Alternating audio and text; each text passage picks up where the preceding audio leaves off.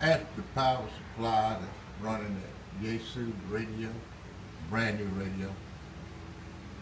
Had it about 3 days. Made a couple good contacts. Well, more than that, about 4 or 5. I've been all down in Austin. Let's see here, Kilgore over there. We talked to Hawaii and Las Vegas. And that's the power supply that's running that Yaesu right there. 25 watts get me out. I've talked to those places and just using 25 watts of power. Minimum power, although it does get hot, but hadn't got hot enough to cut the fan on, or kick the fan on yet. I got a fan on the back of this Yaesu radio. Get around the back of it and look at it. Let's see here. That's the side of it. You got it mounted. And then you got the coax coming in right there. And of course, whoa, there's the fan right there. Focus in. Heat sink come around the back and go up down the bottom of it. And that's the bottom of it right there. Good radio. Crystal clear clarity.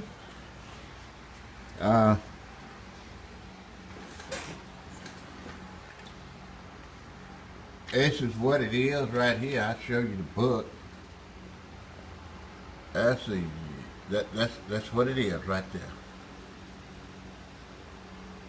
7250 DR, which is digital radio.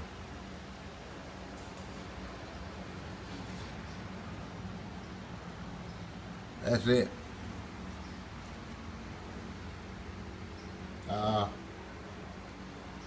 Now we'll turn it on, see what's going on.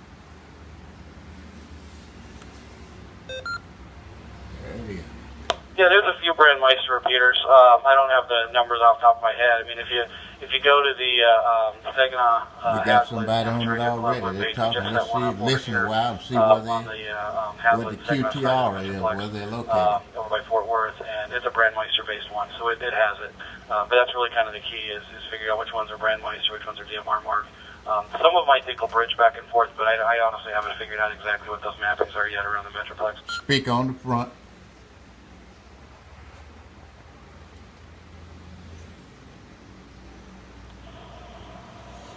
Roger that, Mike. Yeah, I first got my DMR radio, I didn't know the difference between DMR Mark and DMR Brandmeister, and I knew that I wanted to check in on the DMR Mark dot group for Texas for their net, and so I programmed we have a repeater in Roy City. The microphone. And so I put a code plug in for Texas statewide, and sat there and listened forever and didn't hear the net start. And someone explained to me later on that DMR Mark and DMR Brandmeister are two separate creatures.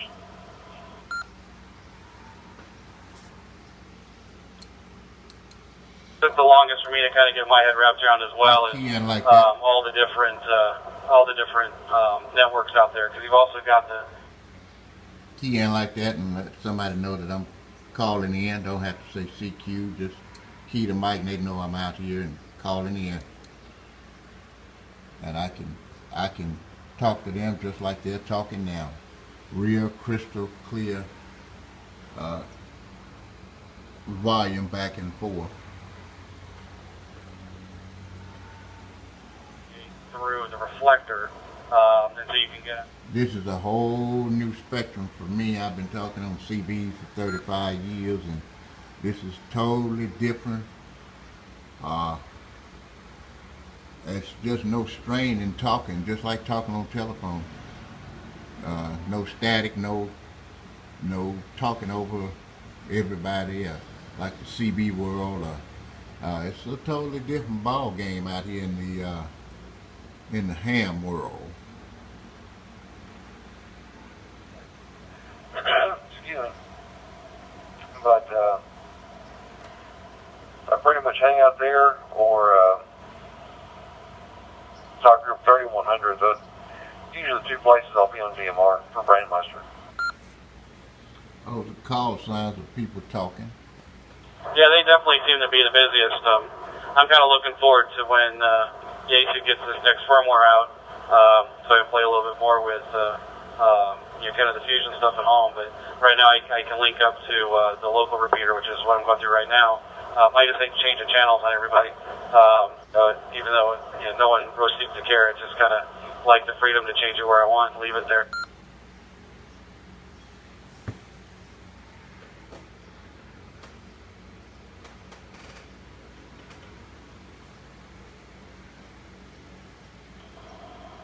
Somebody coming in. Sure thing. Yeah, I enjoy playing little wire sacks too. Right now I'm on 146.96, which is pretty much permanently on.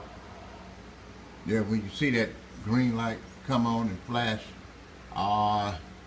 that's telling us that somebody's coming in, fixing to speak. And I'll key up after a while, and we'll see what it does when I key up in about a couple of minutes. Rooms and talk We'll rooms listen to them. Come back. I'll always put it back where I found it, but that's pretty fun to go different places.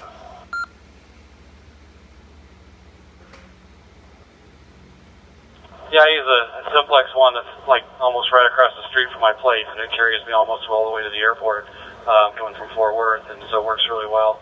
And it'll put the room back every 30 minutes, I think he said, and so that's kind of handy.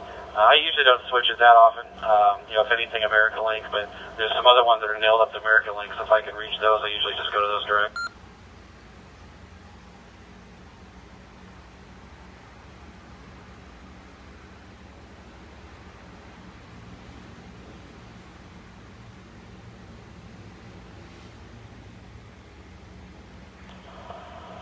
Yeah, roger that.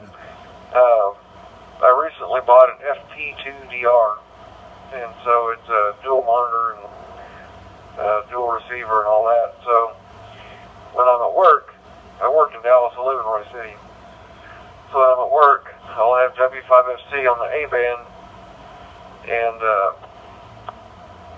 146.96 on the B band, and I'll be able to listen to both American Link and Texas Next at the same time, which is pretty cool. It's pretty cool to listen to both at the same time. Back to you.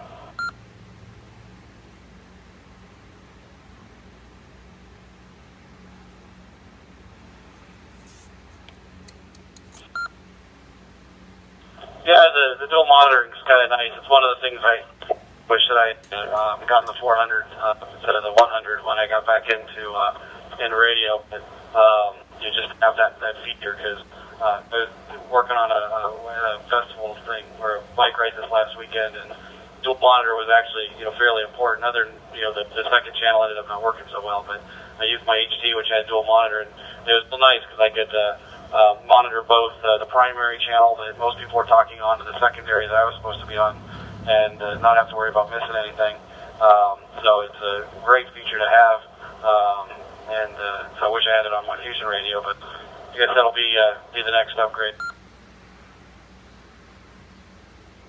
And when you're spending more money, say, I don't need no upgrades. I'm going to keep the one I got and stay right here.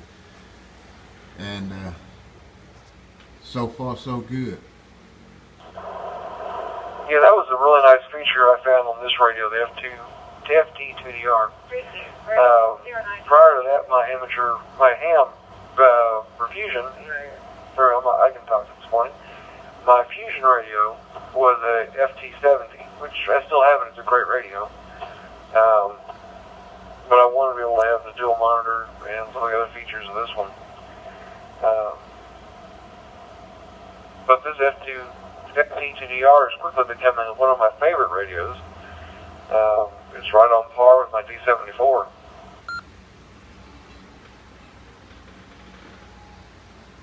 It's the microphone there. Yeah, I picked up the 70 as a handheld to kind of go with the 100. And like I said, so I'm waiting for the firmware update to come out. And it seems like a nice little radio. I don't like the headset adapter. Everything else I have is Kenwood headset adapters, and that one's got its own little thing. That's kind of disappointing. But other than that, seems like a nice little radio. Sound quality is great. Yeah, so right now I kind of did it as a backup, unfortunately, to my Anytone because of that, because I don't have the cassette for it yet. But I've actually got